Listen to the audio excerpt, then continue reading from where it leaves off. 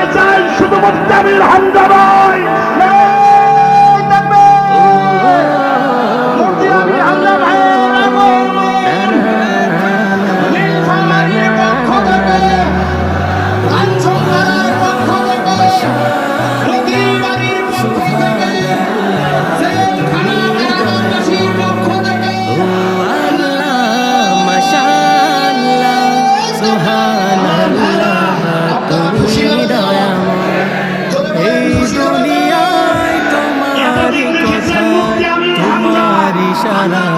জানি সবই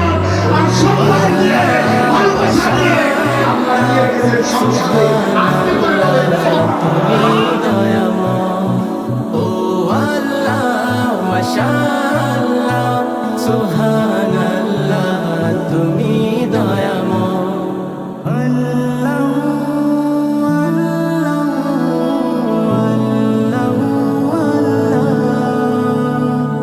ঝরনা ছুটে।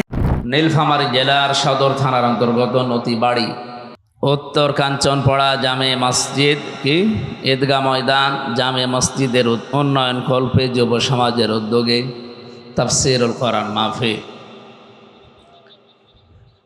বিভিন্ন উন্নয়ন হয়, ওই সমস্ত উন্নয়নমূলক কাজের জন্যে আমরা বিভিন্ন রং বেরঙের অনুষ্ঠান দেখি, যে অনুষ্ঠানগুলোতে শুধু পাপ আচার বৃদ্ধি হয়।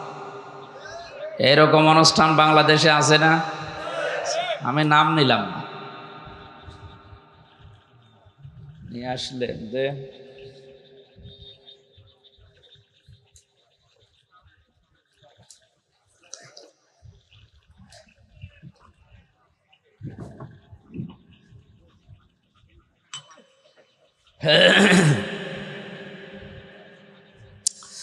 মহাবিশ্বের মহাবিশ্বয় মহান রব্বুল ইজ্জাত আল জালালের মুখের পবিত্র বাণী কোরআনে কারীম, এ মহান বাণীর প্রসারের জন্য আজকের এই অনুষ্ঠান সম্মানিত সভাপতির দায়িত্বে আছেন জনাব এমদাদুল হক দামাত বারকাতুহুমুল আলিয়া।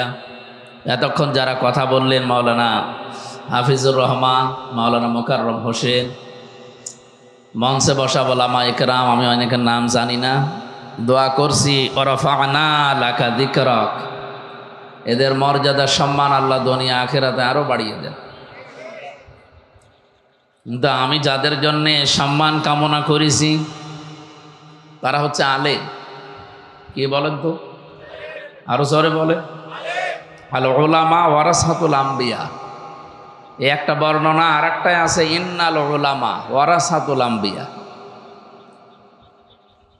প্রথমটা আলেমরা নবীর ওয়ারিস, দ্বিতীয়টা অবশ্যই আলেমরা নবীদের ওয়ারিস।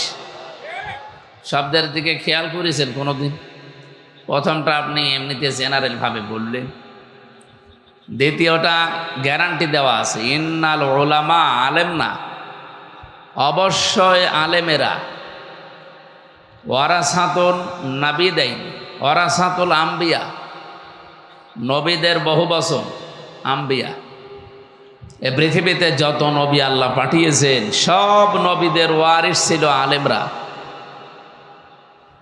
জানে আলেমদের সম্মান কামনা করেছে। এখন আলেম আবার হওয়া লাগবে তো। আমার নামের মতো নামের আগে মুফতি মাওলানা লিখে থাকলে আলেম, এরকম আলেম বাংলাদেশে হাজার হাজার আছে। তিনটা কোয়ালিটি থাকতে হবে কেউ যদি আলেম দাবি করে।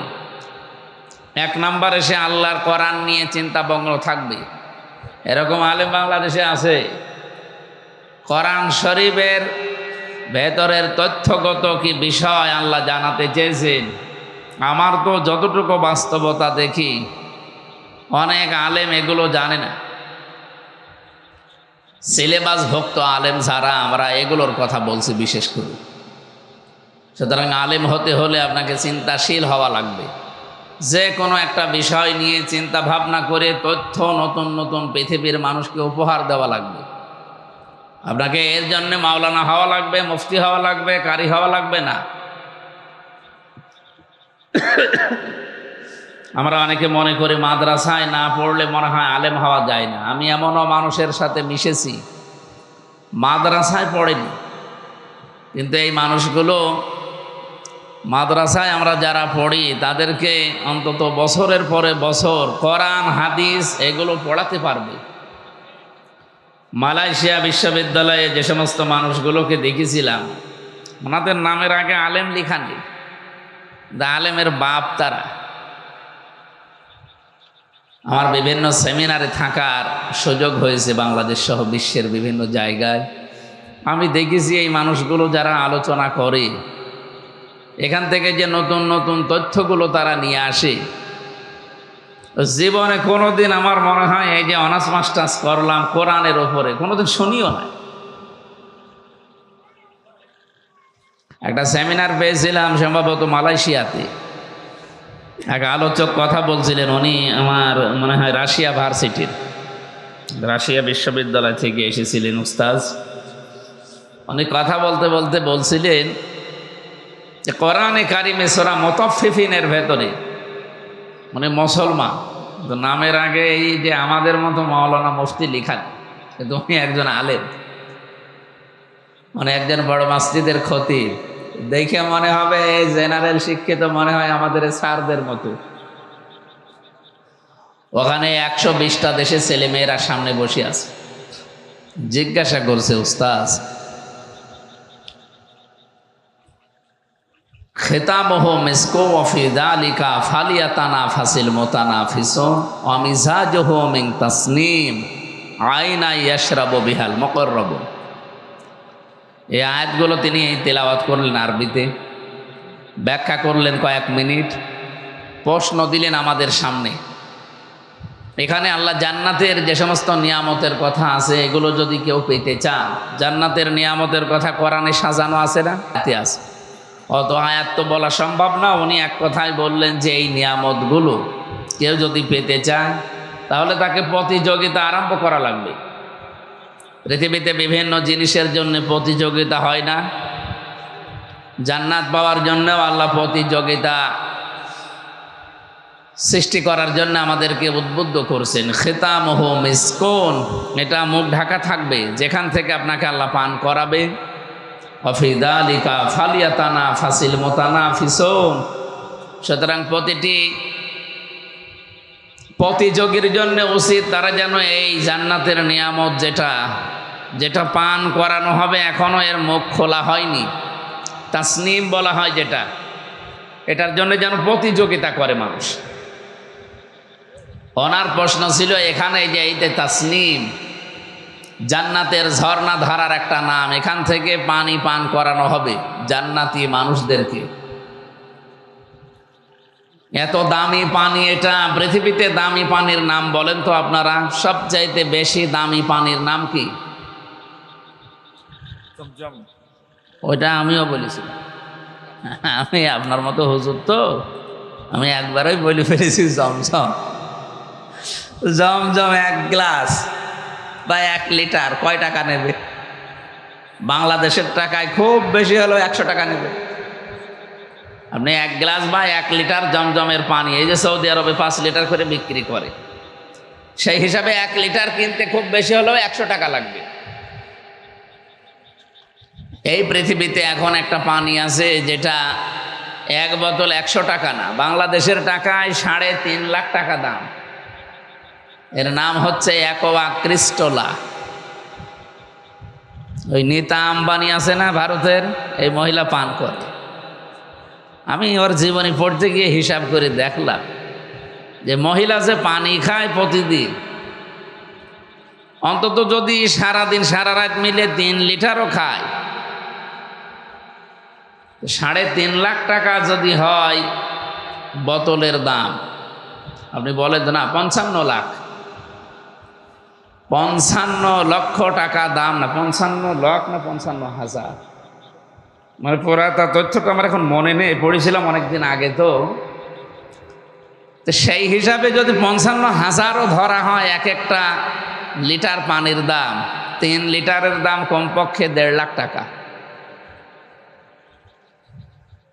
একটা মানুষ 1.5 লক্ষ টাকার পানি পান করে প্রতিদিন।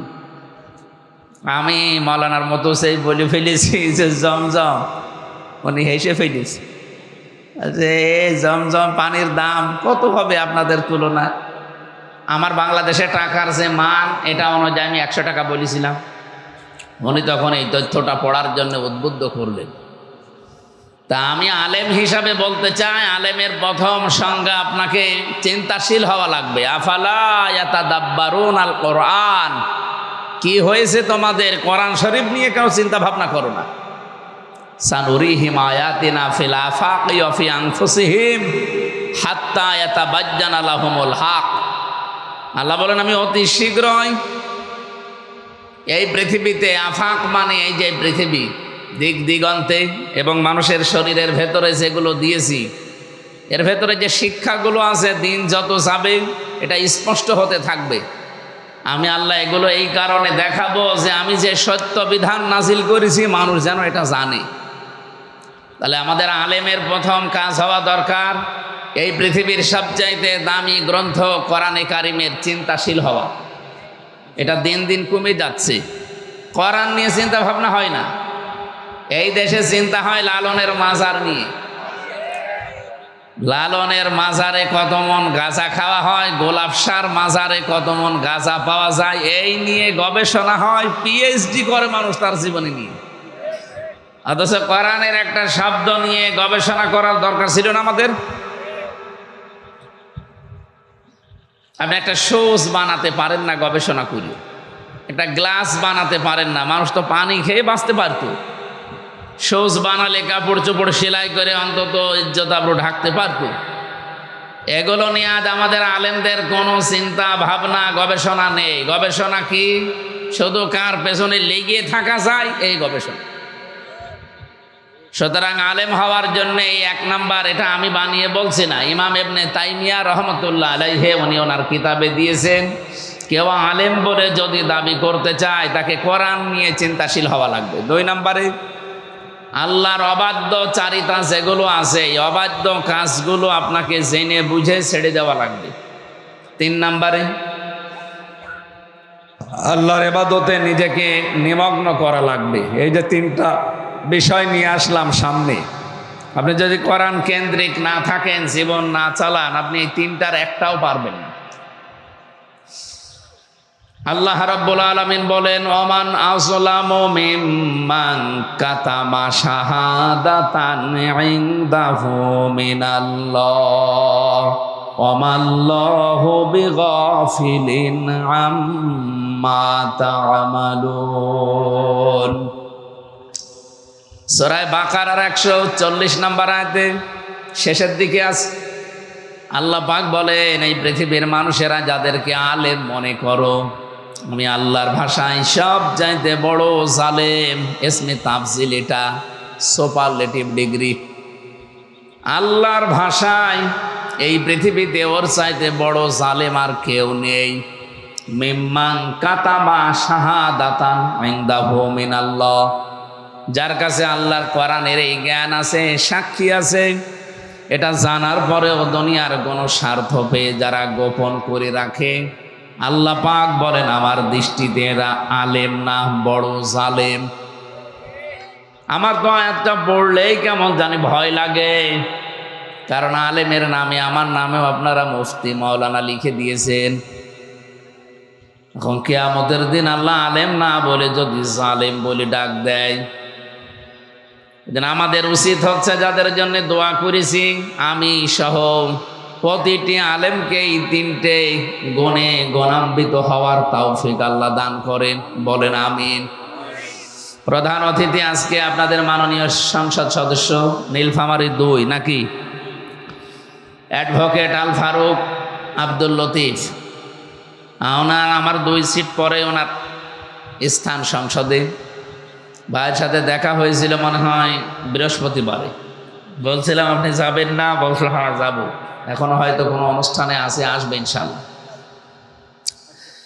অনেকগুলো মানুষের নাম দেখতে পাচ্ছি, যত মানুষের নাম দিয়েছেন এমনিতে রাত গভীর হয়ে গেছে, আমরা সবার জন্য একবার দোয়া করছি। বিশেষ করে যে 14 জন মানুষের নাম দেখলাম, না 20 জন, 18 জন, আরো 2 জন নীলফামারীতে, একজন মারা গেছে। এই মানুষগুলো কোরআনে কারিমের এই অনুষ্ঠান সাজাতে গিয়ে জেলে গিয়েছিল, কারাবন্দী হয়েছিল। আমি বিশ্বাস করি কোরআনের জন্যে দুনিয়াতে কেউ কিছু করলে ওইটা আমার আল্লাহ নষ্ট করে না। এই মানুষগুলোকে কিয়ামতের দিন যেন এই উদ্দেশ্য করে আল্লাহ মাফ করে দেয়।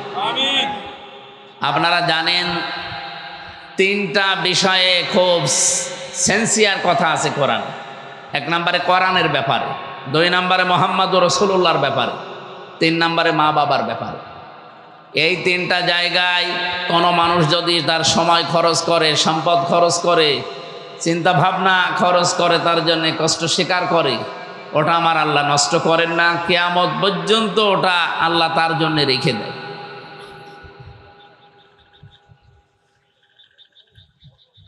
কোরআনের জন্য এই পৃথিবীতে কেউ কিছু করেছে আর আল্লাহ ওইটার প্রতিদান দেয়নি, এমন ঘটনা আমি পাইনি।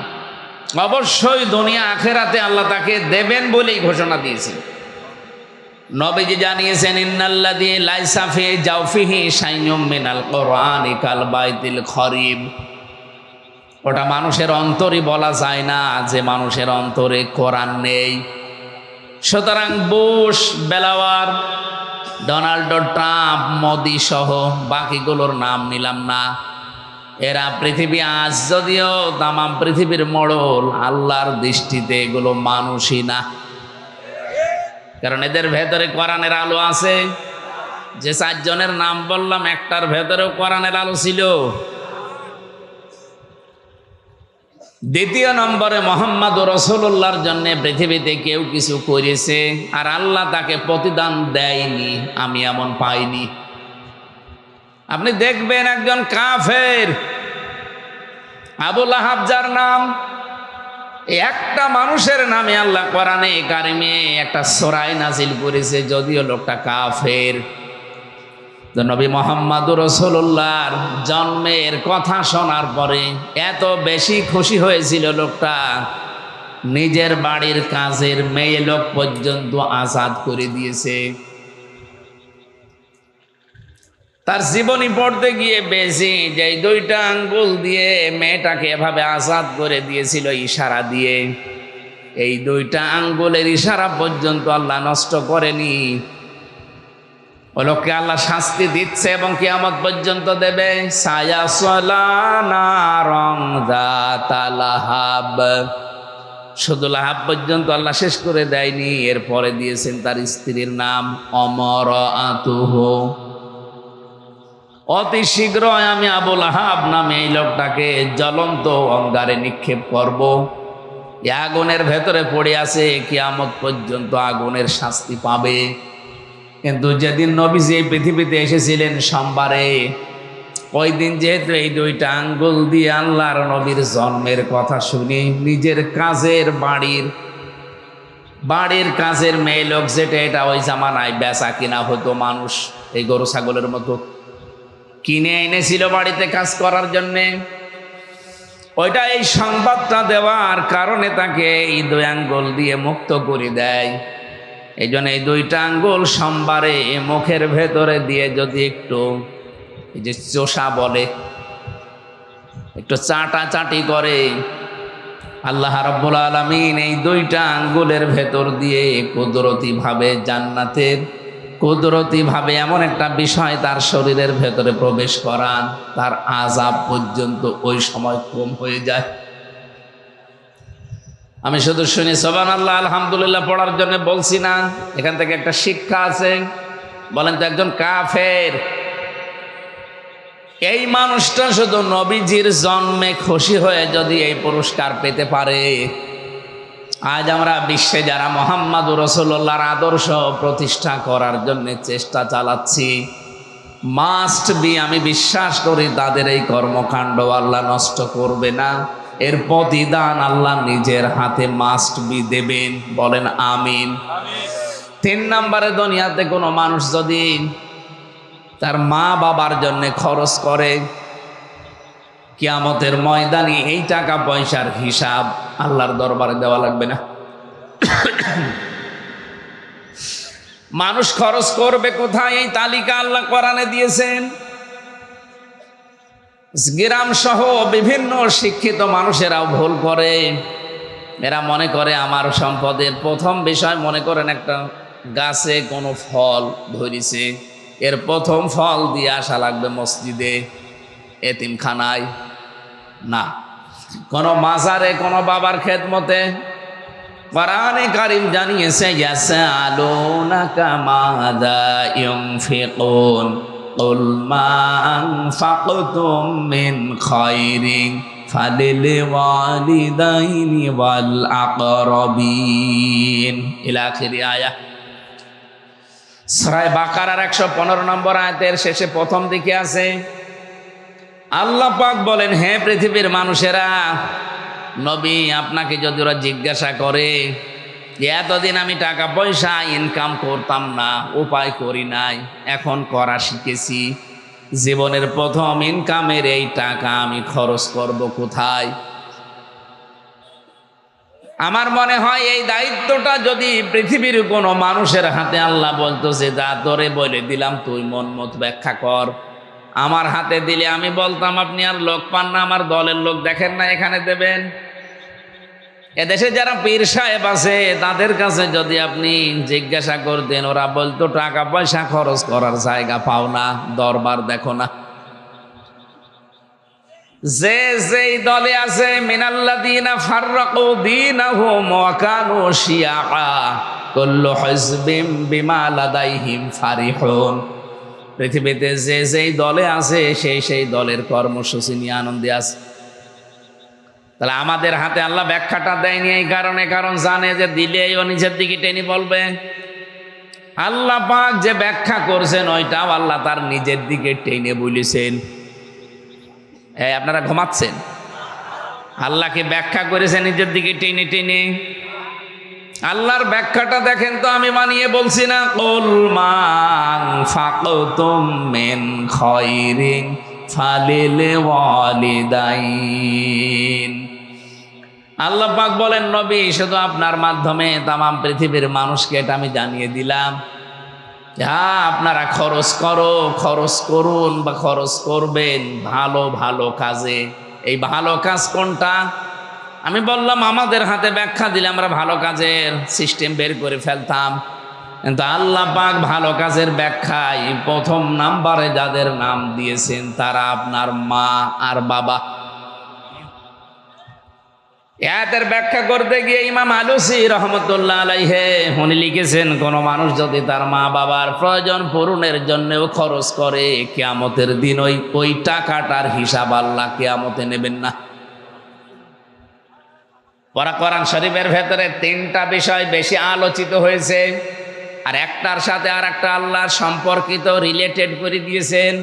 একটা মানবেন আর একটা মানবেন না, আপনি যেন প্রথমটাও মানেননি।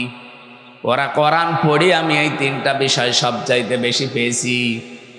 এদিকে তাকান, আমি ক্লাস করাচ্ছি আপনাকে। এ পৃথিবীতে সবচাইতে বেশি এই 3টা বিষয় আজকে আপনার ক্লিয়ার হয়ে যাবে। যেখানে আপনি দেখবেন এতাআত শব্দটা আছে আল্লাহর জন্যে, সঙ্গে সঙ্গে আল্লাহ তার নবীজির নামটা ওখানে জুড়ে দিয়েছেন, আতিউল্লাহ ওয়া আতিউর রাসূল ইলা আখিরি আয়াত। কোরআন যেখানে দেখবেন এতাআত শব্দটা যেখানে আল্লাহ তার নিজের নামে দিয়েছেন, সঙ্গে সঙ্গে রাসূলুল্লাহর নাম যোগ করে দিয়েছেন। এখান থেকে মুফাসসিরিন ইকরাম শিক্ষা বের করেছেন, এটা আপনি আল্লাহর এতাআত করেন, সঙ্গে সঙ্গে নির্দেশ রাসূলুল্লাহর এতাআত করা লাগবে। আপনি আল্লাহর আনুগত্য করেন ঠিক আছে, কিন্তু রাসূলুল্লাহর আনুগত্য আপনার জীবনে পাওয়া যায় না, আপনি যেন আল্লাহর আনুগত্য করেন না। আমি শুধু থিওরিটা বললাম, আপনার প্র্যাকটিক্যাল লাইফে আপনি মেলাবেন। দ্বিতীয় নাম্বারে যেখানে আপনি আল্লাহর নাম পাবেন শুকরিয়া আদায় করো, সেখানেই দেখবেন সঙ্গে সঙ্গে আল্লাহ মার বাবার নাম দিয়ে দিয়েছেন। আনিশে করলি ওয়ালি ওয়ালিদাইকা ইলাইয়াল মাসির। কোরআন পড়ে আমার মাথার ভেতরে আমি এইটাই পেয়েছি, যেখানে শুকরিয়া আদায় করো আল্লাহ আর সঙ্গে সঙ্গে নাম আছে মা বাবার।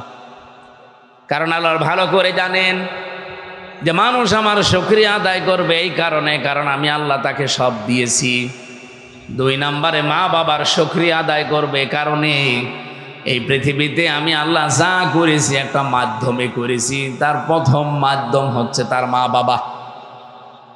বিজ্ঞান এখন প্রমাণ করছে শব্দগুলো নিয়ে। আপনার মা আর বাবা যে বিছানায় ছিলেন, ফালিয়ানজুরিল ইনসানু মিম্মা খুলিকা মিম্মা ইন দাফিকি ইয়াখরুজু মিন বাইনিস সুলবি ওয়াত তারাইব। এখানে যে সুলবন এক বচন আছে, তারাইব বহু বচন আছে। মানুষকে আল্লাহ এমন জায়গায় একটা ইঙ্গিত দিয়েছেন, আঘাত দিয়েছেন, মানুষ এই জায়গায় দুর্বল। রব্বুল আলামিন বলেন, মানুষকে একটু নজর করে দেখে না যে কি দিয়ে তাকে বানালাম। বাবার স্ফলিঙ্গ দিয়ে দ্রুত গতিতে বের হয়ে যাওয়া এক ফোঁটা নাপাক পানি দিয়ে আমি আল্লাহ তাকে বানিয়েছি। মানুষ যেন এটা নজর করে দেখে। কেন নজর করবে? এই সুলবন আর তারাইব নিয়ে ব্যাখ্যা করছে যারা, বিশেষ করে আধুনিক বিজ্ঞান ভিত্তিক তাফসিরে আপনি দেখবেন, বাবার এই নাপাক পানিটা আমার আল্লাহ কমপক্ষে 4টা জিনিস দুনিয়াতে আসার আগেই তৈরি করে মায়ের পেটে। 120 দিনের ভেতরে 340-এ রক্ত, গোশত, চর্বি আর চামড়া।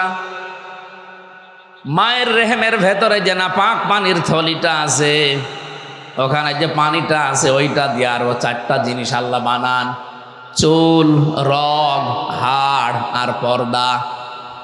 এই 4-8টা জিনিস যখন এক হয় 120 দিনের ভেতরে, ফেরেশতারা জিজ্ঞাসা করে আমার আল্লাহকে যে এবারের আকার দেব কি? এই 8টা জিনিস এক জায়গায় হলেই মানুষ হবে না, এখনো কমপক্ষে 5টা জিনিস লাগবে। মানুষের এই 3.5 হাত বডি গবেষণা করে 13টা জিনিস পাওয়া যায়। আপনার মার বাবার এই নাপাক পানি দিয়ে 8টা জিনিস নাই হয়েছে, এখনো যে 5টা লাগবে এটা আপনার কোন বাবা দিয়েছে? রব্বুল আলামিন বলেন, ওয়াজাআলা লাকুমুস সামআ ওয়াল আবসারা ওয়াল আফইদা ইলা আখিরি আয়া। সূরা নাহলের 78 নম্বর আয়াতে আছে, এর মাঝের অংশে আছে, আমি শ্রবণ শক্তি, দর্শন শক্তি, বাক শক্তি, আকেল শক্তি আর ঘ্রাণ শক্তি, এই 5টা আমার রব নামের কারণে বান্দাকে দিয়েছি। তাহলে 8 আর 5 কত হয়? আরো জোরে বলেন। এ 13টা জিনিস এক হওয়ার পরে মানুষের আকার তখন তৈরি হয়। ওয়াল্লাযী ইউসাউবিরুকুম ফিল আরহামি কাইফা ইয়াশা। তিনি সে আল্লাহ যিনি তোমার মায়ের রেহেমের ভেতরে তোমার এই আকৃতি বানিয়েছেন। সুতরাং এই আকৃতিটা বানাতে পৃথিবীর কারো হাত নেই, এটা আল্লাহ নিজের হাতে বানিয়েছেন। বলেন সুবহানাল্লাহ। বাকি যে 13টা জিনিসের নাম বললাম, মার বাবা বিছানায় থাকার কারণে নাই, 4-8টা জিনিস আমরা পেয়েছি। বাকি এই যে 5টা জিনিস আল্লাহ তার রব নামের কারণে আমাকে দিলেন। একটা বারের জন্যেও কি মানুষ ভেবেছে এই 5টার একটাও যদি আল্লাহ কম দিত, হ্যাঁ আমি দুনিয়াতে আসতাম হামজা হয়ে, কিন্তু পূর্ণাঙ্গ হয়ে না। আমাকে যদি আল্লাহ শ্রবণ শক্তি না দিত, দুনিয়ায় আসতাম আমি বধির হয়ে, ওই যে কালা বলে। যদি দর্শন শক্তি আল্লাহ না দিত আমাকে মায়ের পেটে, দুনিয়ায় আসতাম আমি কিন্তু অন্ধ হয়ে। অনেক অন্ধ আসে না দুনিয়ায়? যদি বাক শক্তি না দিত দুনিয়ায় আসতাম কি বলে ওটারে, বাবা গঙ্গা। মানুষ আপনাকে ডাকতো ঠিক হামজা বলে, কিন্তু বলতো কানা হামজা। কি যে বেশি এই চোখের কারণে মাঝে মাঝে চোখ বন্ধ করে আপনি দেখবেন তামাম পৃথিবীর সব চাইতে বড় দামি নিয়ামতের নাম হচ্ছে চোখ। মানে যার যেটা নেই তার কাছে ওইটা সব চাইতে দামি। কুমিল্লাতে এক মাহফিলে খাবার খাচ্ছিলাম, পাশে দেখে এক অন্ধ, মানে বসিয়েছে সবাইকে লাইন দিয়ে। হঠাৎ বিদ্যুৎ চলে গেল। আমরা যারা চোখওয়ালা মানুষ চিল্লা পাল্লা করছি, তাড়াতাড়ি জানাটার চালু করেন, লম্প বা হারিকেন নিয়ে আসেন, মোমবাতি চালান। অন্ধ দেখি পাশ থেকে আমার ডান হাত চেপে ধরিস। আমারে বলছে, মাওলানা চিল্লান। মাত্র 2 মিনিট কারেন্ট চলে গেছে, আপনারা চিল্লান, অথচ আজ 42 বছর আমার জীবনে কারেন্ট নেই। আমি ছোটবেলায় দেখতে পেতাম, কিন্তু হাম হয়ে আমার চোখ নষ্ট হয়ে যায়।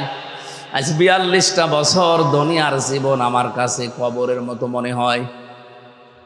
ওই দিন অন্ধ আমাকে একটা তথ্য জানিয়েছিল যে আপনাদের চোখ যাদের আছে এরা তো হয়তো অন্তত দিনের বেলা দেখেন, স্বপ্নে দেখলেও ঘুমিয়ে থাকলে কিছু দেখেন, কিন্তু আমরা যারা অন্ধ দিনের বেলা রাতের বেলা তো দেখেই না, ঘুমিয়ে থাকলেও দেখি না, শুধু আওয়াজ শুনি।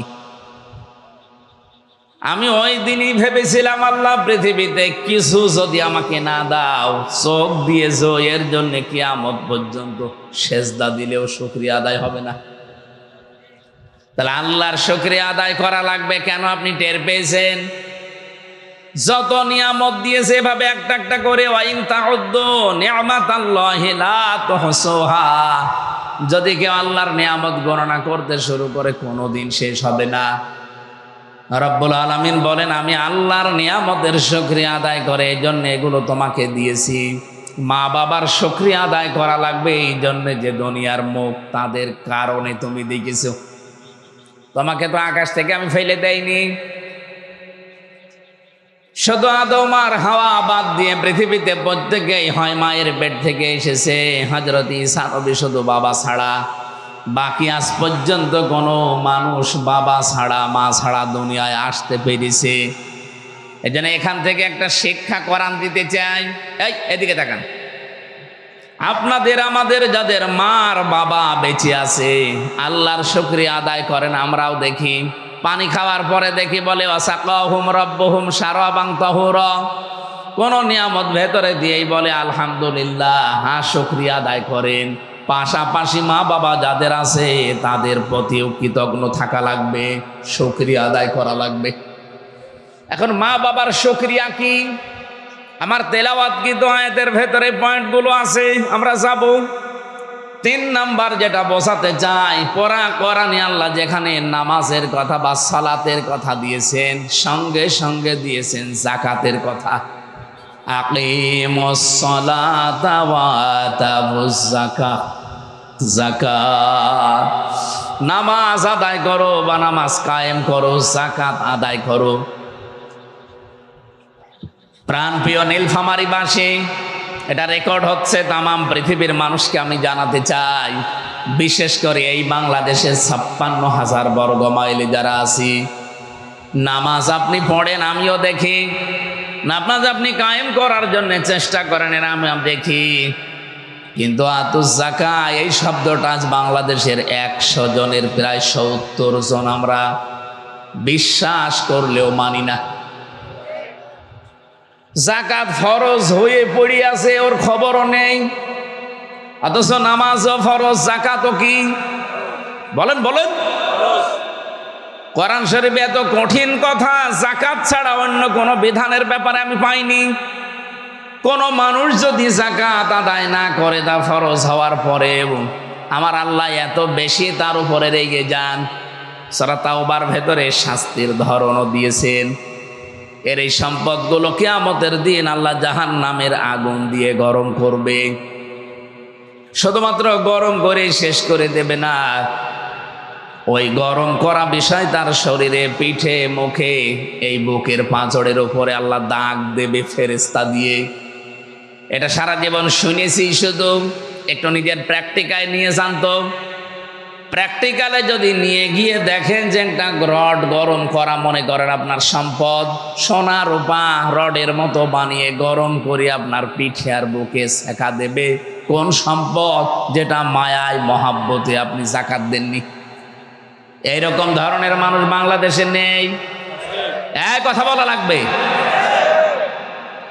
যাকাত ভিত্তিক অর্থনীতি যদি বাংলাদেশে আমরা চালু করতে পারতাম, এবার বাজেটে যে ঘাটতি দেখা যাচ্ছে 3 লক্ষ কোটি টাকা ঘাটতি বাংলাদেশের বাজেটে, এখন এই ঘাটতিটা থাকতো না। দেশের ব্যাংকিং ব্যবস্থায় বাইরের দেশ থেকে এরকম ধার করা লাগতো না। এত বড় বাজেট দিয়েছেন কেন আমরা বুঝে ফেলেছি, কারণ এর আগে বড় বড় বাজেট দিয়ে বড় বড় মেগা চুরি করতে তারা পেরেছিল। আমরা চাই যতটুকু আপনার সামর্থ্য আছে আপনি ততটুকু দেন। বলেন তো, ধার করে ঘি খাওয়ার চাইতে নিজের যা আছে কচুর শাক দিয়ে খাবার খাওয়া ভালো। ধার করে ঘি খেতে যাচ্ছে, ও ধার সব দেওয়া লাগবে না। বাংলাদেশে এখন যে আয়, আমরা তো বাজেট নিয়ে পড়াশোনা করে দেখতে পাচ্ছি এই দেশে এখন সর্বোচ্চ টাকা কালেকশন হতে পারে কর দিয়ে, রাজস্ব দিয়ে সরকারের 6 লক্ষ কোটি টাকা, এর উপরে যাওয়া সম্ভব না। কিন্তু বাকি যে আপনি 9,30,000 কোটি টাকার বাজেট দিলেন, এই টাকা কি ফেরেশতারা দিয়ে যাবে? বিরোধিতা করার জন্য করছি তা না, বাস্তব এটা। জীবনও ঠিক হয়নি আপনার। এই মারিং কাটিং গুলো করার জন্য যারা চেষ্টায় আছেন তাদেরকে আহ্বান জানাচ্ছি, জাকাতের মতো ফরজ বিধান কালকেই সংসদ বসবে। আমার মনে হয় মুসলমান তো প্রায় আমরা সবাই 6-7 জন আছে শুধু অন্য ধর্মের, বাকি আমরা সবাই মুসলমান। আমরা চাই কালকে অন্তত যারা কথা বলার সুযোগ পাবে তারা যেন অন্তত এ কথা বলে যে মাননীয় স্পিকার, আমরা এই দেশে 92% মুসলমান জাকাত ভিত্তিক অর্থনীতি দেখতে চাই। আমি জানি বাধা আসবে, আসুক, যত বাধা আসবে দেশের জনগণ যেহেতু 100%-এর 92% মুসলমান, এই জন্য কোনো বাধা আমাদের সামনে থাকবে না। যাদের ইমান একটু দুর্বল ওই মানুষগুলো আমাদের মাঝে মাঝে ভয় দেখায়, যদি দাদারা কিছু করে তখন আল্লাহ ওই কথাটাই আয়াতের ভেতরে দিয়েছেন, ওয়ামিনান নাসি মাইয়াত্তাখিযু মিন দুনিল্লাহি আনদাদা। সূরা বাকারার 165 নম্বর আয়াতের অর্ধেক পড়েছি। আয়াতের ভেতরে এত তথ্য আমি নোট করেছি, আমি 1-1.5 ঘন্টা না, আমি সারা জীবন যদি এই শব্দগুলো নিয়ে ব্যাখ্যা করতে থাকি, কোরআনে এত কথা আল্লাহ এর ভেতরে দিয়েছেন, আমার জীবন শেষ হয়ে যাবে। আল্লাহ বলেন মানুষের ভেতরে এমন বহু মানুষ হে নবী আপনি পাবেন, মাইয়াত্তাখিযু মিন দুনিল্লাহ, যে মানুষগুলোকে আল্লাহ পাককে যেভাবে গ্রহণ করা দরকার ওইভাবে করে দুনিয়ার অন্যান্য সৃষ্টিকে তারা গ্রহণ করেছে। ইউহিব্বুনাহুম কাহুব্বিল্লাহ, আল্লাহকে যেভাবে ভালোবাসা দরকার ওই ভালোবাসা দুনিয়ার অন্য কাউকে তারা দিয়ে দিয়েছে। আজ বাংলাদেশের নামধারী মুসলমান, আমি তো নাম নিতে এখন আর চাই না, কারণ নাম নিলে শয়তানদের নাম মুখে আনা লাগে, এজন্য নাম নেই না। আর এদেশে বহু হাবিলের বহু কাবিলের ভাইরা ভাই তৈরি হয়ে গেছে। কাবিলের জীবনী পড়ে আমি যতটুকু বেশি তার সামারাই সেটা কি এমপি সাহেব এসেছে? হ্যাঁ, বসতে দিন। আপনাদের অভিভাবক আমাদের এমপি সাহেব চলে এসেছে, আলহামদুলিল্লাহ। সুবহানাল্লাহ আলহামদুলিল্লাহ।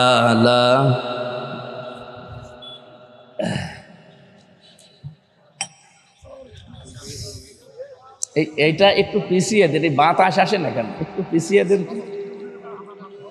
না না, এই ঠিক আছে, হ্যাঁ কোন দিকে দেন, ঠিক আছে। এই এখানে এত মানুষ দাঁড়িয়ে কি করেন, বসেন এক জায়গায় বসেন। শেষ করে দিচ্ছে, আমাদের এমপি চলে এসেছে যেহেতু শেষ করে দিই নাকি, আর কয়েক মিনিট। এই ভেজা জায়গায় বসে আছেন, কালকে সংসদ আছে, আমাদের ধরা লাগবে। আমার মামলা এখনো আছে, বিভিন্ন জেলায় হাজিরা দেওয়া লাগবে। আমার ভাইরা, আমি তো ক্লাস আকারে কথা বলতে পছন্দ করি, এজন্য এখান থেকে একটা শিক্ষা দিতে চাই। এই কি করেন ভাই, ক্লাসে এইভাবে করেন নাকি? এটা ঠান্ডা রাখা লাগবে তো, কিছুকে ঢোকাতে হলে এটা ঠান্ডা রাখা লাগবে না? পৃথিবীতে বহু মানুষকে আল্লাহ কাবিলের সাথে তুলনা দিয়েছেন। রব্বুল আলামিন বলেন, অতুলু আলাইহিম নাবা আবনাই আদামা বিল হক। إذ قربا قربانا فتقبل من أحدهما ولم يتقبل من الآخر قال لأقتلنك قال إنما يتقبل الله من المتقين সূরা মায়দার 27 নম্বর আয়াতে দেখবেন। আমি আয়াতটা পড়ে বাংলাদেশের সাথে এখন মিলিয়ে দেখলাম এই দেশের সাথে খাপের খাপ মমতাজের বাপ মিলে গেছে। হ্যাঁ, ও এখানে মমতাজ বসে আছে। এটা সেই পৃথিবীর প্রথম যুগের কাহিনী আল্লাহ আমাদেরকে শুনিয়েছেন। এ পৃথিবীর বয়স কত কোটি বছর, সেই প্রথম যুগের কাহিনী আল্লাহ আমাদেরকে শুনিয়ে কি দিতে চান? এই এদিকে তাকান ভাই। আল্লাহ বলেন, হে নবী, আপনি আদম আর হাওয়া আলাইহিস সালামের যে সন্তান, তাদের এই দুই সন্তানের কাহিনী আপনার উম্মতদেরকে একটু তেলাওয়াত করে করে শোনান। কি করেছিল তারা? তাদের যে জীবনী আছে, কাহিনী আমি বলতে চাই না, শিক্ষা হচ্ছে তারা কোরবান দিয়েছিল। ওই জামানার সিস্টেম ছিল চাটিয়াল এরকম ময়দানে পশু জবাই করে রেখে আসতো। যার টাকা হালাল, যার কর্মজীবন, যার প্র্যাকটিক্যাল লাইফ আল্লাহর পছন্দ হয়, আগুনের ঝলকানি এসে ওটা পুড়িয়ে ফেলতো। আর যার কর্মকাণ্ড ঠিক নেই, অর্থনীতি ঠিক নেই, ওইটা ওখানে পড়ে থাকতো। এলাকার মানুষ বুঝতো যে এ 2 নাম্বার। আমার আয়াতটা পড়ার পরে মাঝে মাঝে মনে হয়, আল্লাহ, ওই শরীয়ত যদি এখন থাকতো, এদেশে কত হামজা আছে ধরা খেত। দেখতে মনে আছে বিশাল জব্বা গায়ে দিয়ে বসে আছি, মুখে দাড়ি, মাথায় টুপি, অনেকে মাথায় পাগড়ি বাঁধায়ও আছে। কোরবানি যদি এবার গেল, জবাই করে এরকম ময়দানে রেখে আসতাম, আগুনের ঝলক এসে যদি ওটা পুড়িয়ে না ফেলতো, পরের দিন সকালবেলা রাস্তায় যেতে পারতেন। মানুষ দেখলে আপনাকে বলতো যে আল ফারুক এ 2 নাম্বার। আল্লাহ দয়া করে ওই শরীয়ত আমাদের দেয়নি, এই জন্য গোপনে আমরা শুধু গোশত খেয়ে যাচ্ছি। একজনেরটা কবুল হয়েছে, হাবিলেরটা, কাবিলেরটা কবুল হয়নি, পড়ে আছে। কত একটু অনুসন্ধান করে চিন্তা ভাবনা করবে পেছনের জীবনে যে কেন কবুল হইল না, দেখি তো। না, ও বলছে ক্বালা আকতুলান্নাকা, ও গ্যারান্টি দিয়ে বলেছিল, তাকিদ লামে তাকিদ নুনে সাকিলা, যে ভাই তোরটা কবুল হয়েছে, আমারটা হয়নি, আমি তোরেই রাখবো না, দুনিয়ায় তোরেই কতল করব, মেরে ফেলবো। রব্বুল আলামিনের এই যে বান্দা হাবিল, সঙ্গে সঙ্গে প্রতিশোধমূলক কথা বলতে পারতেন। আদম নবীর সন্তান হাবিল তার ভাইকে ডাক দিয়ে বলেছে, ক্বালা ইন্নামা ইয়াতাকাব্বালুল্লাহু মিনাল মুত্তাকিন। এই বসেন। হাবিলের কথা এটা। এদিকে তাকান, একটা শব্দ আপনার জীবন পাল্টিয়ে দেবে। হাবিল ডাক দিয়ে বলেছে ক্বালা ইন্নামা, ইন্নার পরে যদি মা যুক্ত হয় তাহলে বাংলা অর্থ দাঁড়ায় একমাত্র, শুধুমাত্র, কেবলমাত্র, হবেই হবে, এইটাই। 33টা অর্থ আছে এই শব্দের। তাহলে ইন্নার পরে মা যুক্ত হলে বাংলা অর্থ দাঁড়িয়েছে একমাত্র। হাবিল ডাক দিয়ে বলছে, ভাই কাবিল, জীবনেও আপনারটা কবুল হবে না, কারণ আল্লাহর দরবারে কবুল হয় শুধুমাত্র, একমাত্র, কেবলমাত্র যারা মুত্তাকি তাদেরটা। আপনি মুত্তাকি হতে পারেননি, জীবনকে এখনো সংযমী করতে পারেননি, নিজের জীবনের উপর এখনো কন্ট্রোল আনতে পারেননি। মন যা চাই তাই করেন, মুখে যা আসে তাই বলেন, না, জীবনেও আপনার জীবন আল্লাহর দরবারে কবুল হবে না। আজ বাংলাদেশের সাথে এই আয়াতটা আপনি মিলিয়ে বলেন, এদেশের বহু মানুষের কর্মকাণ্ড আমার এই দেশের সাধারণ মানুষ পছন্দ করে, মেনে নেয়, এই জন্যে তাদেরকে ভালোবাসে। আর এই ভালোবাসা দেখে কাবিলের অনুসারী যারা, কাবিলের প্রেতাত্মা যারা সহ্য করতে পারে না, ওদের কাজ চিন্তা ভাবনা করার দরকার ছিল যে আমারটা মানুষ গ্রহণ করে না, আমাকে ভালোবাসে না, আমাকে মানুষ পছন্দ করে না, কেন একটু অনুসন্ধান করি না। তোকে মানুষ ভালোবাসে কেন, এই জন্যে তোকে। বৃষ্টি হচ্ছে, আরে আল্লাহ রে,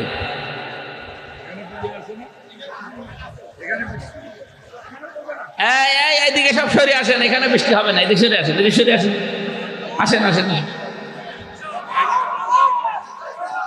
সুবহানাল্লাহ আলহামদুলিল্লাহ লা ইলাহা ইল্লাল্লাহ।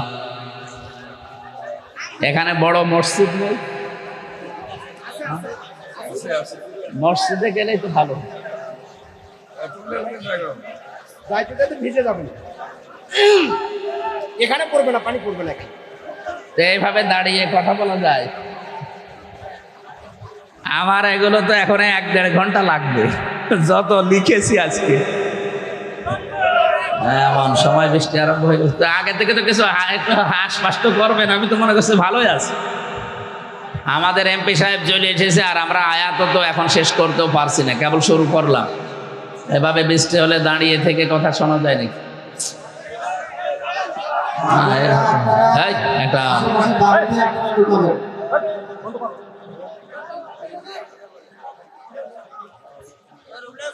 মেয়েদের মাথার উপরে তার এরকম পল্ল দেওয়া নেই। সম্মানিত মা বোনেরা, আশপাশে বাড়িতে যদি মানে এত রাত্রে বাড়িতে 12টা বাজে কেউ বাড়িতে যাইতে দেবে? আর 1-2টা মেয়ে লোক শুনলাম যে আরো অনেক বেশি। এই যে বৃষ্টি পড়ে, কি বলেন এখানে বৃষ্টি পড়ছে যে? এটার ভিতরে পড়বে না, না, মাহফিলের পরিবেশ এইভাবে থাকবে না, নষ্ট হয়ে যাবে। এখন বললেও একদিকে ঢুকে আর একদিকে চলে যাবে।